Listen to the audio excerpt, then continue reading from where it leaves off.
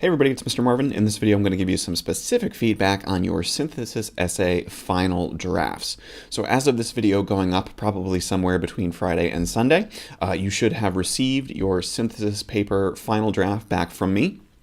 As always, you'll want to make sure that you take a look at that, not just my overall comments at the bottom of the paper, but also all of my inline comments throughout the essay as well. So remember that I grade your essays using track changes in Microsoft Word. So you'll want to open that up in Microsoft Word and turn on track changes and turn on the review column as well using the review menu if you're using a fairly up-to-date version of Word to see all of my comments at once. That way you don't have to hover over each little part. I think you might also be able to export it or save it as a PDF and see all of my comments along the side as well, but I'll leave that up to you to experiment with. So not long ago, I made another video about your synthesis papers, and that was my feedback on your rough drafts of the synthesis essay. And this video is coming obviously after you have finished the assignment in its entirety. I'm going to try not to make this video super repetitive with the rough draft video. But there will probably be some things that I say in both videos just because it happens to bear repeating. But I'll try to keep it as concise as I can, but we know I say that every time. So first thing we should probably talk about is points, right? So at this point in the semester, we've got about 5 weeks left, right? So as I talk about in the research project video, which you guys are probably hard at work on by now, that is our last assignment. And so up to this point in the semester, I think we've completed about 50 points worth of the work up to and including the synthesis essay final draft. That brings us to 50 points so far. And as you know, our total course is out of 100 points, right, overall, right, when you count up all of the assignments. So as usual, you want to be mindful of how many points you have earned and how many points available we've had, as well as how many points remain left in the semester for you to earn. So I know I do this every time, but I'll just go through it quick one more time. So let's say at this point in time, you have earned 44 out of 50 possible points. Right, your instinct may be to divide 44 out of 50 and see that's a B plus, and you might, be varying degrees of stressed out about what that number or percentage might be. But I always encourage you to focus on not the division between these numbers, but the subtraction. So in other words, if you have 50 points possible and you've earned 44 out of them, that means you've missed 6 points.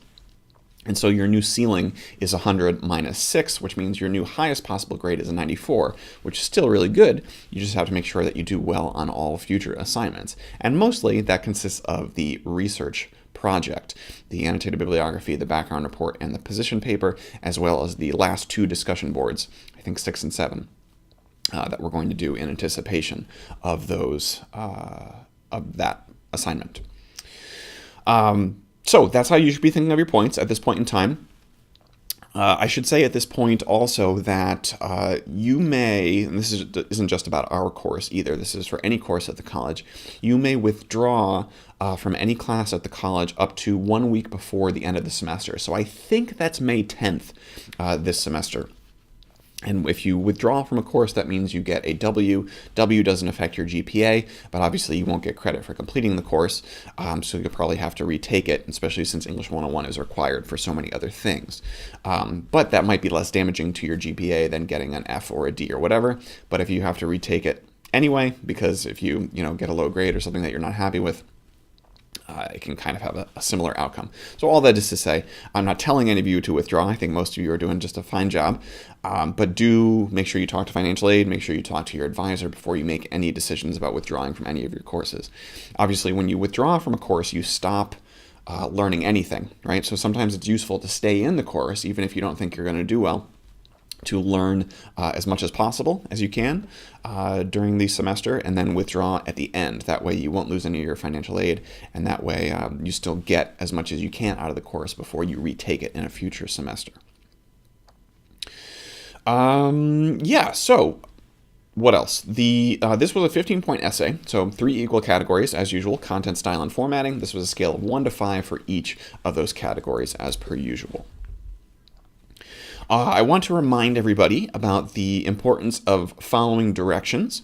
I know I've talked about this in previous videos, and I don't want to harp on about it too much, but it is a super important aspect, not just of this course, and not just of college courses in general, but of being a person. Following directions is, as I recall, in my elementary school, is rule number one. Follow directions the first time given.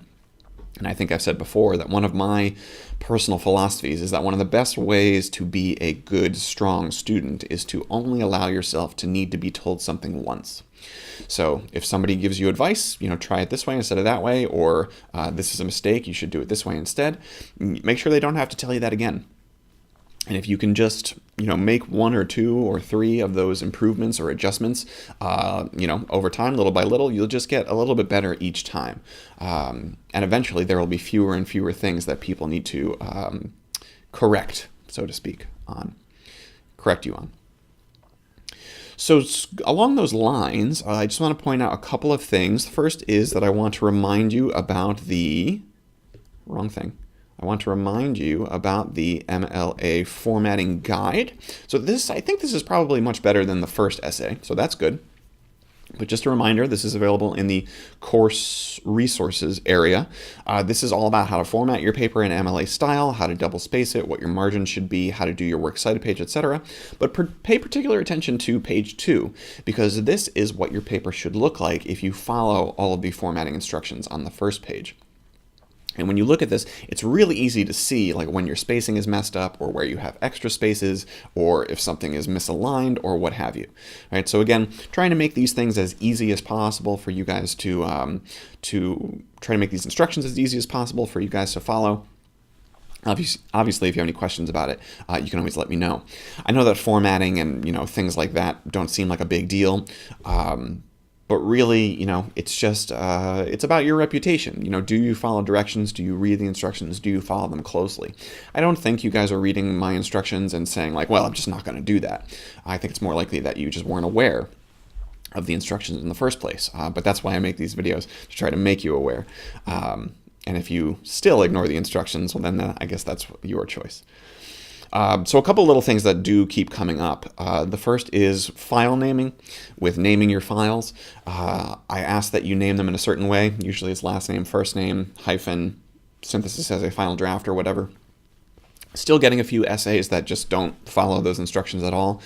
Make sure you follow those submission instructions, just because it makes my life a little bit easier and I don't have to rename your file, which isn't really my responsibility, but I can't help myself if it's incorrect. Also, I'm seeing a lot of incorrect dates on your essays. There's no real reason why your date should be incorrect. This should be the due date, right? So that in our case, I think that was the 7th of April. I saw a lot of Marches. I saw a few people that still thought that this was a close reading, or still thought that this was a rough draft. And those are just really silly mistakes to make. So we want to develop an attention to detail, not just in our sentences, but also in the quality and presentation of our work as a whole. And that's why the formatting is a third of each paper grade, to make sure you follow those instructions. So it's a really easy way to earn points, because it's right or wrong, right? You either did it or you didn't, but it's also a silly way to lose points. So just keep in mind to be on the lookout for those tiny details. You want to be the kind of person that cares about the little details, because in my opinion, that's what separates the good from the great. And obviously we want to be in the great. Anything else on here? Just the works cited page, really. Just make sure you're double spacing it. Make sure that you are doing the hanging indents, etc., etc. It should look like this, right? Exactly like this. Obviously with the words changed, but in terms of the formatting, it should look like that. Okay, what else do I have on the list? Just one more thing about the rough draft video. Please, again, make sure that you are following my rough draft advice. And again, I think this was an improvement over the first paper for many of you. But if I recommend something in the rough draft video, that's a strong encouragement to try following that advice. The purpose of the rough draft is to try to address major issues ahead of time. Rough draft's only worth 1 point, so as long as you submit something, you get the point. So the rough draft and reading my feedback and making sure that you implement my advice is really huge, right? That's the opportunity to address these major issues that you may have in your essay.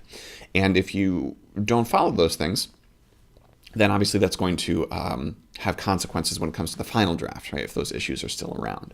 So just make sure that you are following my rough draft advice. I don't do it just for fun. I do it to try to give you the best chance of getting a good score on your final draft. All right, so I'm going to go to my list here. I'm going to try to go through these relatively quickly. Some of them will be small, little things. Some of them will be larger conceptual issues. You'll want to have your, probably have your paper handy if you can, so that you can consider my advice in the context of your essay, and also have a blank sheet of paper just so you can write down things that you want to remember for next time. I know that sounds like a pain in the ass, but this is kind of one of the unfortunate side effects of an online course, is that so much of our communication happens in writing, and it's more work for me to write all that stuff down. It's more work for you to read all of that stuff, but that's kind of the nature of the medium. So enough said about that. Okay, so just a couple of my blanket comments. Remember, this sentence could be better. Read it out loud. This is a big one, and I just use this one to signal to you sentences that could be improved. Right, so if you see a sentence like this, read it out loud. You should be able to hear how something's not quite right.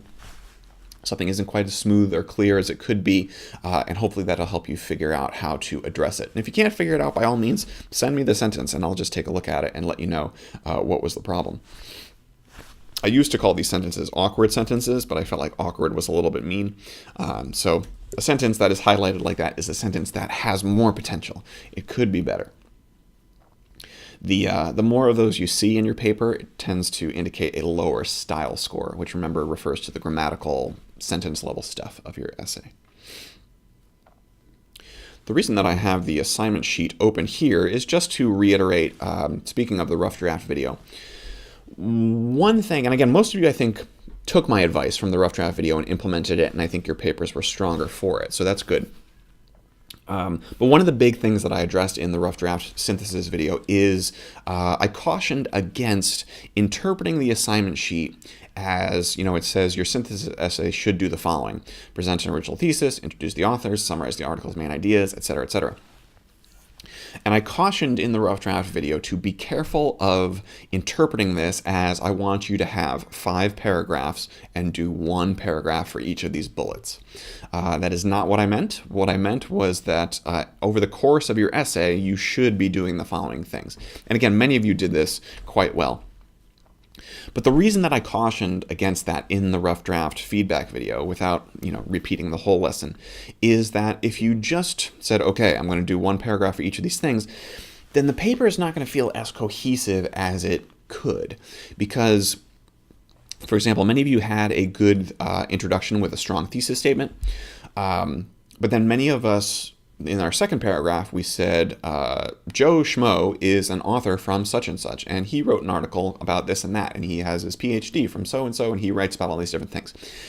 And if there's not a good transition from your intro to that paragraph is going to seem super random, right, to your reader, because you have an intro with a thesis statement about a topic, and then all of a sudden there's this random paragraph about a random author that you're introducing. And then there's another paragraph about another random author. So it can just seem really disjointed to your reader. So you just have to be cautious that you are, like chapter 8, which I love, like chapter 8 and They Say, I Say talks about, you have to transition. You have to lead your reader from paragraph to paragraph. So if you did want to introduce the author in your second paragraph, right, you could say something like, one of the authors that writes a lot about this topic is boom. And just that little sentence bridges the gap, right? It's like a stepping stone from one paragraph to the next, and it doesn't leave your reader going, why are we talking about something completely different this time? So hopefully you saw my rough draft feedback. Hopefully you did not just do 1 paragraph per each of these things. That probably didn't make for the most cohesive essay that was focused on proving your original argument. But if you did, that's why I cautioned against those things, because the organization of your essay probably wasn't as strong as it might have been. Yes. Okay, so speaking of synthesis, right? So synthesis means to make connections between 2 things.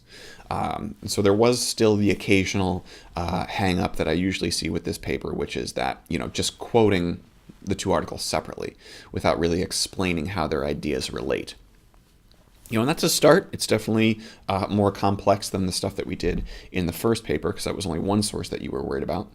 But synthesizing means making connections and really explaining those connections to the reader. And this is going to come up in your research project for sure, because you're going to be responsible for integrating a handful of sources, 4 or 5 or 6 sources, over the course of that assignment. So synthesizing is not just about saying these 2 articles are the same, or these 2 articles are different. What you want to do to synthesize is you want to show me 2 quotes and juxtapose them.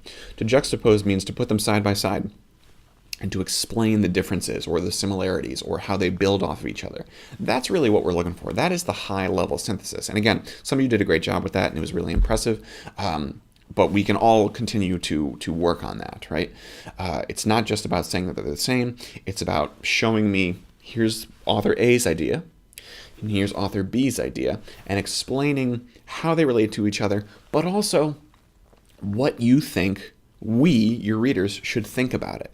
So that's a big missing component. Like whenever I do the naked quote comment, this thing, quote that doesn't have a setup or doesn't have analysis or commentary, really what's missing is that you give us a quote, but then you don't tell us what we're supposed to think about that quote. And that's really the most important part of source integration and of the quote sandwich model that They Say, I Say talks about. So that's what synthesis is. It's about looking at 2 specific ideas, right? Usually in the form of 2 specific quotes, and explaining that relationship, but also telling us what we should think about that relationship. How do your own ideas fit in or not, or what have you. So it's just to say that synthesis is a complex thing, obviously, and we're going to continue to work on it. All right. So speaking of the naked quote thing, remember that when you put a quote in, you want to follow that quote up with commentary, right? So you introduce the quote with setup or context or whatever, and then you introduce the quote itself, and then you follow up with commentary about the quote and what we should think about it. So this commentary part, this is really where the meat of your, I was going to say of your sandwich, but technically you're the bread in that part. But that's really where the meat of your analysis comes in, because you have to explain to your reader the significance of this particular quote. And some of us have gotten into the habit of doing that really well. I can tell that you're reading They Say, I Say each week and really adopting the lessons in there, and that's terrific. This is going to be useful to you in all courses going forward. But I'm still seeing the occasional quote that just has like either no commentary after it or just like one short sentence. And if it's just one short sentence, it's probably not enough commentary. Remember, this is your paper, so your voice has to be in the driver's seat. You don't want to just let those quotes speak for themselves. Let's talk about a couple of grammatical things. So I'll frequently leave this comment. Right, this is a long sentence, or do I have a short sentence? No, I don't think so, because there's almost no such thing as a sentence that's too short. But I'll frequently say this is a long sentence. And, a sentence can be long, but it just needs to be punctuated properly so that the reader is not physically uncomfortable trying to read that thing. So whenever you see a sentence that is labeled, this is a long sentence, you should probably consider, is there a way that I can break this up into smaller sentences that are easier for my reader to process? Or do I need to add some punctuation to make sure that it doesn't exhaust the reader? Generally, a good rule of thumb that I like to tell students is if you have a sentence that's going on for more than 2 lines, like you type, and then you type, and then you keep typing onto a 3rd line or maybe a 4th line, that sentence is probably trying to do too much. And you should probably think about breaking that sentence up. If you don't break it up, you might end up with a run-on sentence. And a run-on sentence, of course, grammatically is a huge problem, because you have a sentence, you might have multiple sentences combined into one. I went to the store, I bought cookies, but they didn't have my favorite, so I had to get Oreos. Right, this is multiple sentences combined into one, and that's a run-on sentence. It's very bad. It's a one of the top grammatical offenses, so you got to be careful of those. When the thought concludes, put a period, start a new sentence. On the other end of the spectrum, you've got sentence fragments. Remember that a sentence needs a subject and a predicate to be complete. So again, I went to the store. Right, this is a complete sentence. If you just say went to the store, went to the store, this is not a complete sentence because it doesn't have the subject. If you just said, I thought, well, I guess that's a subject and a predicate, but if you just have a subject, obviously that's going to be incomplete. So read those sentences out loud. There should be a subject, who or what the sentence is about, and a predicate, which is what the subject is doing. And if you're missing one or both of those components, you have an incomplete sentence. A lot of times I'll see something like, which shows that vaccinations are important. This is not a complete sentence. There's no subject. It's a common example that I see. Okay, spell check. I want to talk about spell check for a second. So it used to be that we had to remind students, don't just rely on spell check, because spell check doesn't pick up everything. And that's true. Spell check does not pick up everything. And if all you do is rely on spell check, then there's probably some errors that the computer is not capable of understanding or recognizing, and that's not going to be good for your style score. The reason why I put this on my list, though, is because I also want to remind you that sometimes spell check is right. So pretty regularly, I'll open papers and they'll have, when you have spell check and you have, like, if you mispronounce or you misspell a word, I went to the treasure, and you'll get these kinds of things, right? You'll get a double blue underline, or you'll get the squiggly red underline, right? And sometimes I'll get papers that have a lot of these markings on them. And that's just inexcusable, right? Because the computer is telling you, hey, there's something wrong with this. So you should always double check, and make sure that what the computer is asking is correct. But at the same time, like, if spell check is trying to bring your attention to something, you need to check that out. There's no reason why you should hand in an assignment that has a bunch of markings from spell check.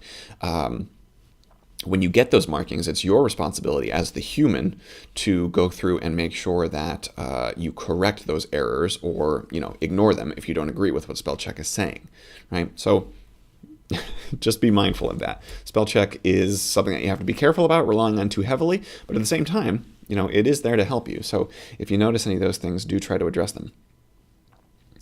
Paragraph length. Frequently in my on-ground classes, I'll ask my students, how long does a paragraph need to be? And they'll say 5 sentences, 3 sentences, 3 to 5 sentences, 8 sentences, right? And I say, all of those answers are correct, because a paragraph should be as long as it needs to be, but no longer than that. So, is there such a thing as a long paragraph? Yes.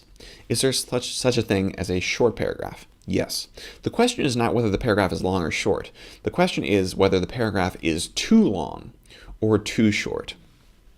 As you know, a paragraph should deal with one main idea. It should focus on one thing, one subtopic of your bigger topic, one main idea of your overall thesis statement. And when you start a new topic or a new idea, you should start a new paragraph. The problem with huge paragraphs, right, when they go on for generally like more than 3/4 of a page, I would say is a good ballpark. When you start going on for that long, not only is your reader going to get lost because the paragraph is going on for so long, but it's also very likely that you as the writer will get lost and disorganized. Because the longer you try to talk about one thing in a single paragraph, the greater the risk of veering off course. And so your paragraph starts off talking about this, but then you keep going for 5 sentences, 6 sentences, 7 sentences, and now you're starting to talk about other things, and now your paragraph has multiple main ideas, and now you have a huge disorganized paragraph that feels scattered and unfocused for your reader. So it's for both of you. It's to help you organize your ideas into focused blocks, and it's for your reader to understand where your ideas begin and end. So be careful of those really long paragraphs, right? I still have to leave this comment. This is a long paragraph from time to time. Sometimes you need a long paragraph, but frequently, most of your paragraphs shouldn't be long paragraphs. Likewise with short paragraphs, if you have a paragraph that's only 2 sentences or only 3 sentences, that's possible. But often that can signal to your reader that you have an underdeveloped paragraph, right? Because if you introduce a new idea in the first sentence, and then you say something else about it in the second sentence, and then you say something else about it in the third sentence, and then you move on, it's like, it feels a little incomplete, like it's just kind of thrown in there. It's not fully explored. So you got to be careful of those short paragraphs as well. Quick comma thing, comma after intro phrases, right? This is a super common comma that I have to add in on papers all the time. Let's take the classic I went to the store example. This is a complete sentence by itself. I is the subject, went to the store is the predicate. If you add something to the beginning of this sentence, like yesterday, I went to the store, you need to add this comma in here because this comma separates the intro word or phrase from the rest of the sentence. And that's really what commas do. They kind of break up the different parts of the sentence. So this is complete, right? I went to the store, complete sentence, no commas needed. If you start to add anything to this sentence, yesterday I went to the store and I was furious to find they were out of chocolate chip cookies. You need to add the commas to sort of separate the different parts of the sentence. In this case, we've got two complete sentences and an introductory word, right? But this is the one that I'm talking about. So once upon a time, I went to the store. So whenever you have a phrase or a word that introduces the sentence, but isn't an essential part of the sentence itself, it needs a comma after it, right? A long time ago in a galaxy far away, I went to the store, right? So watch out for those commas after intro phrases. Super common. Wordy sentences, got to be careful of those. A sentence that's wordy has too many words, words that are unnecessary. Again, long sentences happen, and once in a while you need a long sentence.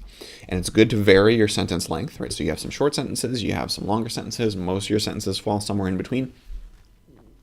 But a sentence that's wordy has too much going on. It's confusing and it's got bloat, right? It's bloated. It's got a lot of extra stuff. It makes it hard to figure out what is the important stuff in it. So read those wordy sentences out loud and listen to how there's too much going on. So for example, this author makes a reference to a study done in 2006, right? So this author makes a reference to a study done in 2006. Makes a reference to is a wordy phrase because we have a word that means to make a reference to something, and that word is refers. Okay, so these are just little things that you pick up over time, right? This is not a switch that you can just flip, but you just always have to be mindful of asking yourself, can I say this in a more direct way? And oftentimes you can. Let's see, the old ambiguous pronouns. I don't know if I have a shortcut for that. Nope, that's my name.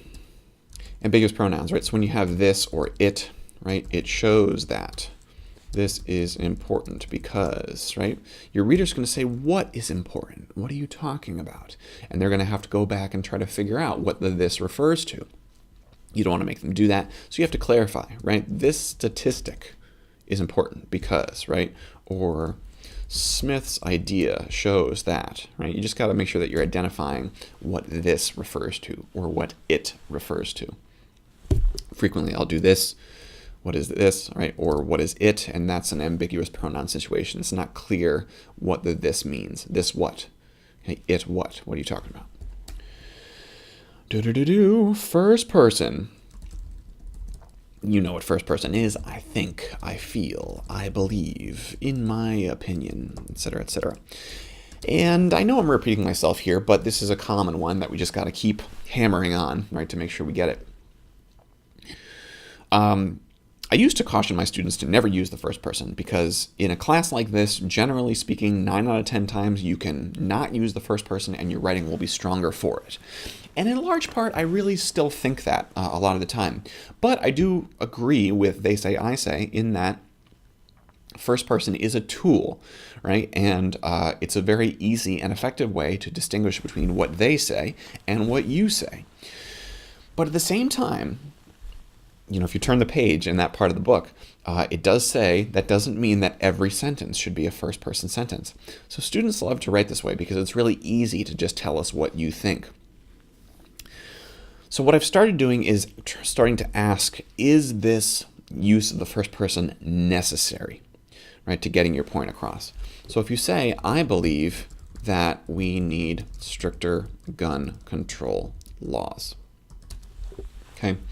If this is the sentence, if this is the way that you phrase the idea, remember back to the thesis video, right? If you say, I believe X, Y, Z, there's nothing debatable about that sentence because the focus is on you, right? And the fact that you believe it. And whatever you believe is not debatable, right? I cannot disagree. I cannot disprove. I cannot argue with you and say that's not true. You don't believe that. What is debatable and what is worth talking about and what is going to make the reader care about your subject matter is focusing on the idea itself. And the idea itself in this example is that we need stricter gun control laws. Okay? So in this case, again, this is a very easy way and a very clear way to distinguish what you believe, right, versus what an author believes. But it's not always necessary. And I would argue that it is stronger to simply say we need stricter gun control laws. And it's clear because this is not a quote and because this is not a statement of fact. It's clear that this is your belief, but you're just presenting it in a way that is authoritative and focuses on the idea itself and not on your personal feelings, right? Which, no offense, your reader doesn't care that much about. And so I think it strengthens your sentences a great deal. And once in a while, the first person, if you're telling an anecdote or something like that, it's perfectly fine to throw in the first person. But it's like a spice, right? You don't want to use too much because, again, I think it can very easily turn your paper into something else, into a reflection where it's all about your feelings, or into a narrative where it's all about your personal story. And that's cool, but that's a different kind of paper for a different class. So all that is to say, one more time with feeling, first person is a tool. You have to ask yourself, do I need it here or not? Is it what's best for my paper or not? Oxford comma. I just heard a great example of this on the radio. And it was a funny example, and it was a profane example, and I don't think I'm going to be able to remember it. The English professor, a car collector, and bully of children went to the party. So talking about the Oxford comma here, right? And people have very strong opinions about this. I also have a very strong opinion about it, and I believe unequivocally that you should include the Oxford comma at all times, whenever the sentence calls for one. So if you look at this silly example here, the English professor, a car collector, and bully of children went to the party. This sentence is ambiguous because the only comma is this comma right here. And so it's not clear how many people are going to this party. Is it 3 people, an English professor, a car collector, and a bully of children going to this party? Or is this English professor a car collector and a bully of children? Right? Do these two things describe the English professor? You see what I'm saying? So the Oxford comma is this comma right here, the one before the conjunction in a list of 3 or more things. By putting the comma here, you clearly separate these 3 things, and so we now know unequivocally that 3 people are coming to this party. An English professor, a car collector, and a bully are going to the party. Okay, but if you don't have that, it's ambiguous. It could be interpreted in 2 different ways, and it is your responsibility as the writer to ensure that your writing is unambiguous as possible, as clear as possible, so the reader has no difficulty understanding exactly what you mean. So that's the Oxford comma. Naked quotes, I kind of already talked about this, and I won't go on to it. Really tired. I won't go into it in too much detail because I know we've talked about it elsewhere, and They Say I Say is all about the quote sandwich. But do continue to practice this method.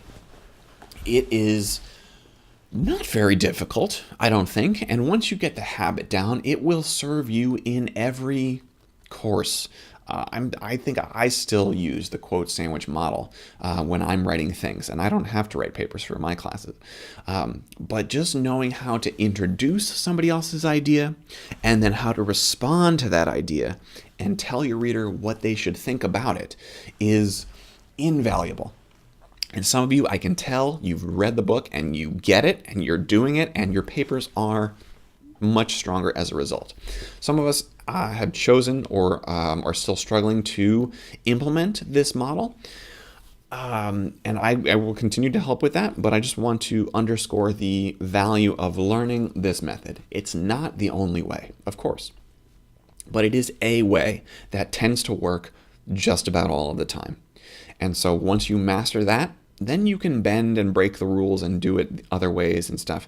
But for now, English 101's sake, practice the quote sandwich method, right? Where you introduce a quote with your own sentence, and then you bring in the quote itself, and then you comment on that quote directly. Really, what's missing in a lot of quote analysis is tell us what you want us to think about the quote. Okay, that's the thing that's going to explain the significance to the reader. If you just put the quote in there and don't tell us what to think about it, we're left on our own. We just have to figure it out. And no offense, but your reader, unless they're getting paid to read your papers, is not going to do that, right? They're not going to do that work of trying to put the puzzle pieces together. That's your job, right? You're the writer, and writing is difficult. But that's why it's a craft. It's not just, again, like chapter 8 says, writing is not just thinking of something to say about the topic and writing that down, and then thinking of something else to say about the topic and then writing that down, and thinking of another thing to say about the topic and writing that down. It is a craft. It's about, not just sentences and paragraphs, but from word to word. What is the next word? What is the next sentence? What is the next paragraph? What is the next idea? It's hard, and it takes a lot of critical thinking, but learning to do that will serve you in all areas of life. Okay, full names, full titles. So the first time you refer to somebody, right, full name the first time, then last name only. And when you refer to articles, right, make sure you give us the full article title.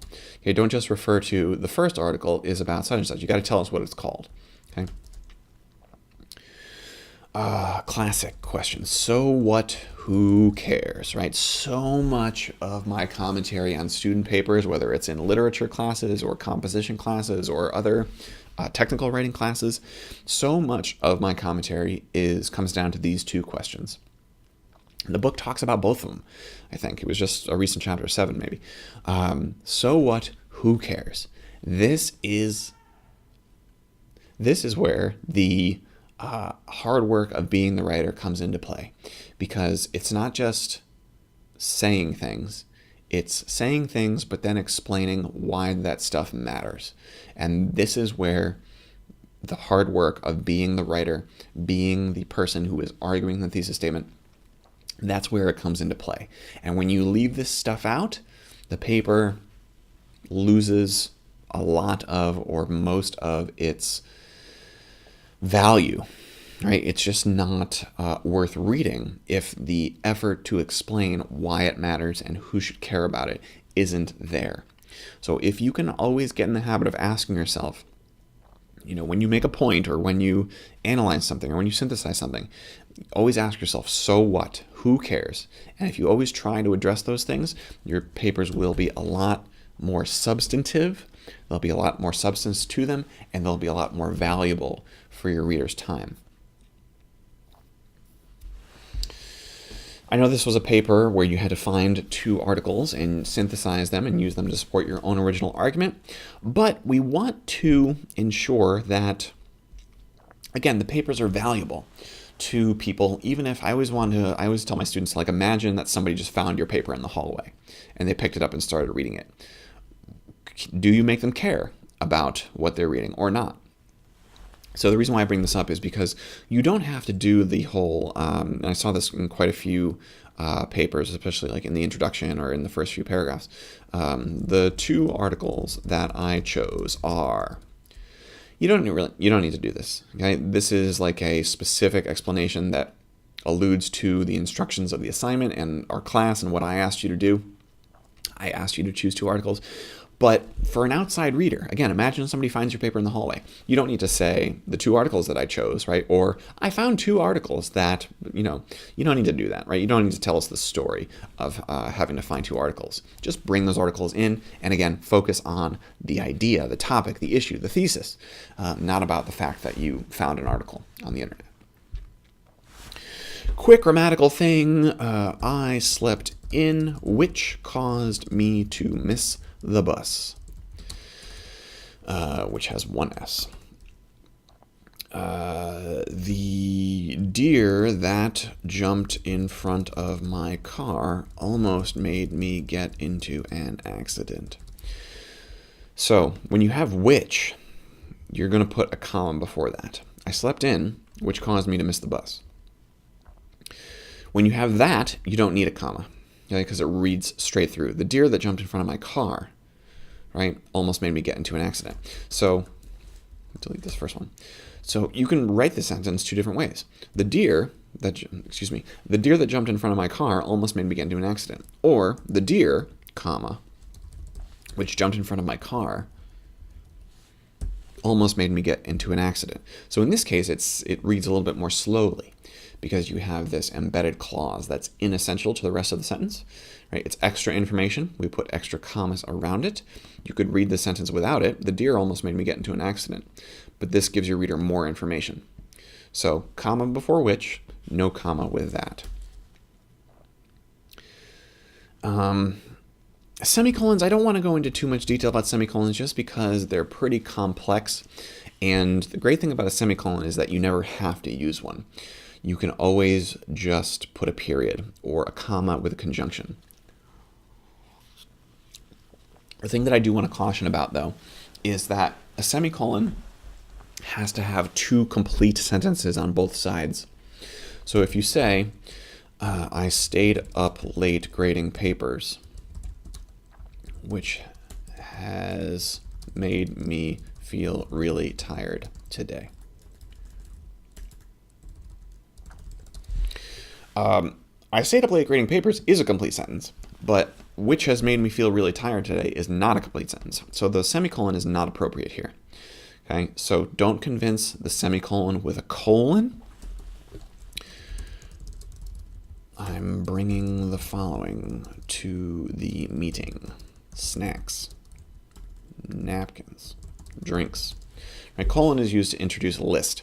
Okay, so don't mistake the semicolon for a colon. It's not the same thing. So make sure you hit shift if you want to use a colon. And a semicolon is also not a comma. Okay, it is to separate 2 complete but related sentences. I stayed up late grading papers. That has made me feel really tired today. And I would even argue that you don't even need the semicolon in this instance. I think you could just do a period, because any 2 sentences that appear back to back should flow and be very closely related. But long story short, that's what the semicolon is for. It's for joining 2 complete, closely related sentences. So make sure if you use a semicolon, and again, you never have to, but if you are going to use a semicolon, make sure that you check to make sure that on both sides of that thing, there is a complete sentence. Punctuation when quoting. Smith writes, here is my analysis. Say that's on page 123. Comma before the quote, right? Most of the time, you say writes, says, states, whatever. The quotation marks go right next to the words. I'm seeing quite a bit of this lately. And again, here's where spell check comes in. And it says, hey, there shouldn't be a space there. Listen to spell check in that case. Right? Seeing a lot of spaces between quotation marks. I'm seeing a lot of this, right, where the quote is in the wrong place. And these are just lazy, careless mistakes. Okay, so no spaces. The quotation marks go right next to the words. Make sure they're in the right place. Here is my analysis, writes Smith in her essay. In this case, right, we've got a comma at the end of the sentence. The comma goes on the inside of the quotation marks in MLA formatted essays. I see this a lot. Okay, this is technically incorrect in MLA. Right, so make sure the punctuation goes on the inside, make sure the quotation marks are right next to the quote, make sure they're facing the right direction. Again, who cares, Mr. Marvin? A lot of people, people that might want to hire you, perhaps, care. And even if they don't care, you should care, because when there's a right way and a wrong way to do something, always go with the right way. Why would you not? Okay, quickly. Try to avoid cliche. A cliche is a phrase that has been repeated so many times by so many different people that it no longer really means anything. So if you say something like, in this day and age, automatically the reader goes, zzz, right? Because everybody and their dog has written this phrase before, and because you want to be a unique, original, creative, interesting writer, you don't want to use the same words that everybody else has been using for thousands of years. A picture is worth 1,000 words. The proof is in the pudding, right? At the end of the day, right? All super boring. Try to avoid those at all costs. It'll make you a more interesting writer. Got to talk about our good friend, the comma place, right? Be careful of these. You got a complete sentence. I don't know. I had to go to campus today, comma. There was nobody there because it was Saturday. It's not Saturday. These are two complete sentences. You can't just put a comma between them. This is a comma splice, so you got to either add a conjunction, right, or you got to break it up into two separate sentences, right? But you can't just put a comma between two complete sentences. You can't send a comma to do a period's job. Right? You got to send in reinforcements, comma and, comma but, comma or, whatever, or just make it a period. I'm sure this video is super long already. Yeah, we're already at 46 minutes, so I'm not going to go into too much detail about this, but you got to be careful about dashes. A lot of times you'll quote something and there'll be a dash, right? On the other hand, he states, see, it's auto-correcting me, right? And you'll put something like this, or you'll see something like this, right? And you'll have a hyphen. There are three different kinds of dashes. Okay, there's a hyphen, there's an N dash, and an M dash. Okay, three different size dashes. I'm gonna go through these really quickly just for time's sake, and you can look up how to make them. The hyphen is used for hyphenation. Okay, so when you need to join two words, like he's a real know-it-all, okay, or I can't think of another example, but if you're going to hyphenate like somebody's last name, right, Frere Jones, okay, that's a hyphen, okay, it's the button you just hit by hitting the key. This down here is an N dash, so this is a hyphen. This is an N dash. An N dash is used for ranges. So when you say that this article appears on pages 52 to 58, this should be an N dash, right? Not just a hyphen. This technically says 52, 58. This says 52 through 58. So that goes for years on your resume. That goes for page ranges, right? All these different things. So the N dash is used for ranges. And again, it's a little bit different on Mac as opposed to Windows, so I'll let you look that up. But just know that an N dash is the punctuation that you want for ranges. This last thing is called an M dash, and this is for interruptions and breaks, right? We got so much snow, 15 inches. That they closed the school. This is really awesome because this allows you to interrupt yourself. It's similar to putting things in parentheses, but I always think of parentheses as being like a whisper. And sometimes a whisper is not what you want, right? An M dash is a good way to break the sentence, right, and insert something. And frequently, I will see people, reaching for this punctuation, but they don't know what it is. So they'll do something like, we got so much snow, comma, 15 inches. And that's not really the best choice. What you really want is the M dash to insert a break. You can use these in a pair like this to interrupt yourself, or you can just use one. like this. So really cool. Punctuation, like anything else that we talk about, is a series of tools. And they have important work that they do. And it seems really boring. Who cares about punctuation? I know. But when you learn how to use them, it just gives you more freedom because you know the right tool for the job. You don't have to think about it, and you can just, boom, use that tool, and it helps you to get your point across. And that's really what we're all about. Be careful about weak transitions. This goes from sentence to sentence, paragraph to paragraph, whatever. Chapter 8 in They Say, I Say. I love it. It's all about connecting the parts, whether that's from sentence to sentence or paragraph to paragraph. It's a huge deal. It doesn't take a lot of work, and it makes a huge difference. If you have one sentence that talks about subject A, and then you have another sentence that comes right after it that talks about subject B, if you don't transition well between those two sentences, your reader's going to get confused really quick. And likewise, even when you start a new paragraph, right, and it's clear like, okay, I have an indent, right, so it tells my reader that there's something new. If it's not clear what this paragraph has to do with this paragraph, then your reader's going to be lost. And again, it's not your reader's fault. It's your job, right, to make sure that these things flow naturally. So be careful of those weak transitions. Sometimes all it takes is a couple of words, right? On the other hand, right? Or while it may seem unrelated, right? It's a very simple way to help bridge the gap for your reader. I said this in the rough draft video, but please stop. I don't use all caps very often. Right? Stop saying the author goes on to say ... They don't go on to say, they just say, right? The author says, the author explains. They don't go on to explain. They don't go on to argue. They don't go on to state, right? They just state, right? There's no need to say he goes on to do this, she goes on to do that, etc., etc. Let's see, just a couple more quick things. One space between sentences. Yeah, use only one space between sentences. Back in the day, we had typewriters, and when we used typewriters, it made sense visually to put two spaces between sentences, and some people still feel really strongly about this.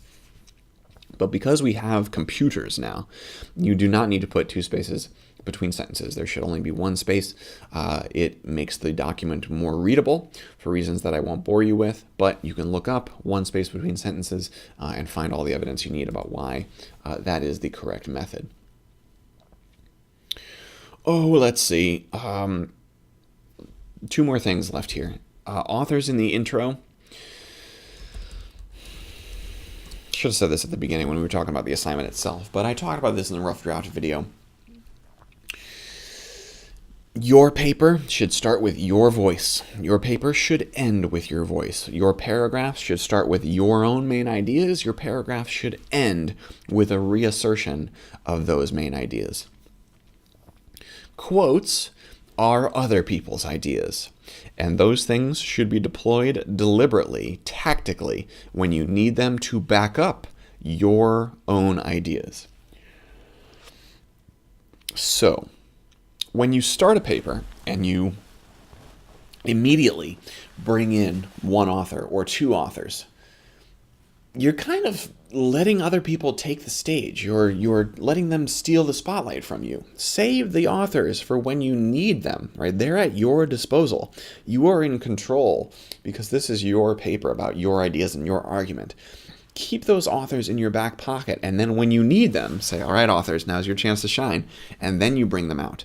But don't just, throw them in your intro. It's going to make for a bloated intro, and you're probably not going to need to talk about them immediately, right? What you want to do is talk about the topic and your thesis and your intro, and then bring the authors in later on when you need them.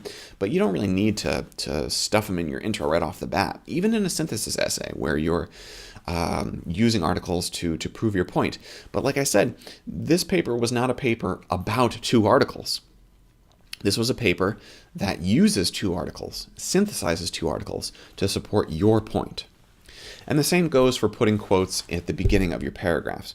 When you start a paragraph by saying Jane Smith in her article, The Merits of Kitten Ownership. Ignore my punctuation, my capitalization.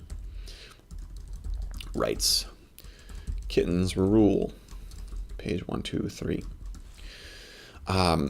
When you start a paragraph like this, it's not starting with your own main idea.